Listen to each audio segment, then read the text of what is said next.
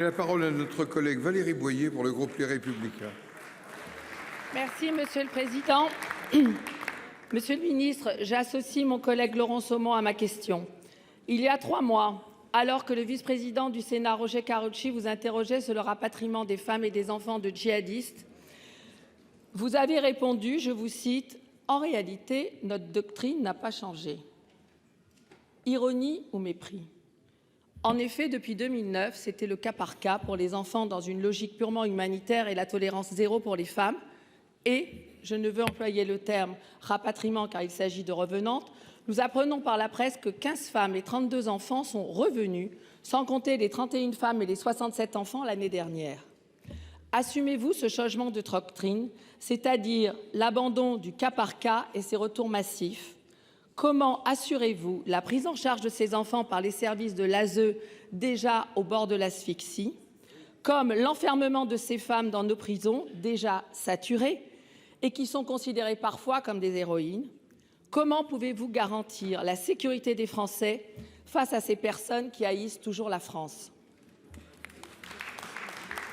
Pour vous répondre, la parole est au garde des Sceaux, ministre de la Justice, Monsieur Dupond-Moretti. Merci, Monsieur le Président du Sénat, Mesdames, Messieurs les sénateurs. Madame la sénatrice Boyer, ni ironie ni mépris.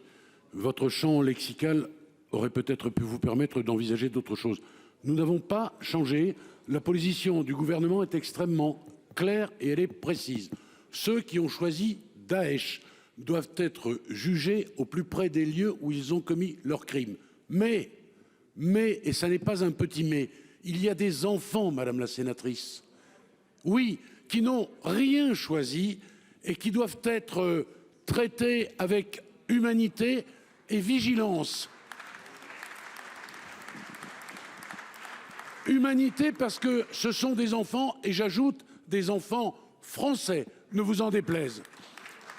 Et vigilance parce qu'ils sont susceptiblement, possiblement, d'être traumatisés à vie avec toutes les séquelles que cela peut engendrer. Alors non, nous n'avons pas changé. Nous rapatrions à la demande, chaque fois que cela est possible, des femmes qui le demandent avec des enfants, en ayant naturellement à l'esprit la sécurité de nos forces de l'ordre qui se trouvent sur place, parce que nous ne maîtrisons pas tout. Les femmes ont toutes fait l'objet d'une judiciarisation.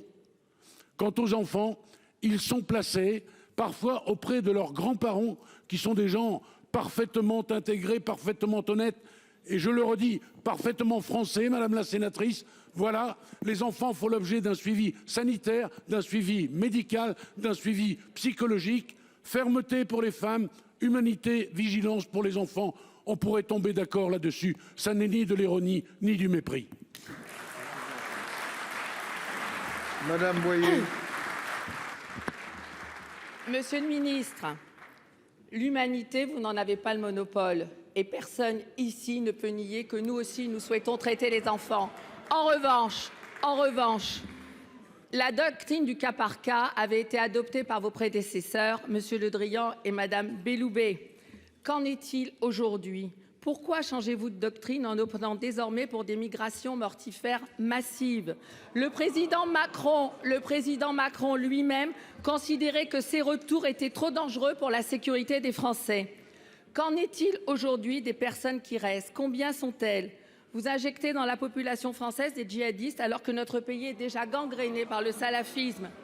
N'oublions pas que la France, avec 1400 individus, est le premier pays européen et le deuxième pays au monde à avoir fourni des terroristes à l'État islamiste.